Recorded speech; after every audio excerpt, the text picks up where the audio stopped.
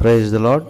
నేటి శుభవచనము, నేను నీకు తోడయున్నాను గనుక భయపడకుము.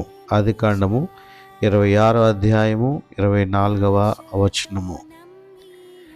ఇస్సాకు గెరారులో నివసించి అక్కడ ఫిలిస్తీయులతో ఘర్షణలను ఎదుర్కొంటూ ఉంటున్నప్పుడు దేవుడు ఆయనను దర్శించి కనిపించి, ఇదిగో అబ్రహాముతో చేసిన ఒడంబడికను నీకు కూడా వాగ్దానము చేసి నడిపిస్తాను అని చెప్పి గుర్తు చేస్తూ ఉన్నాడు.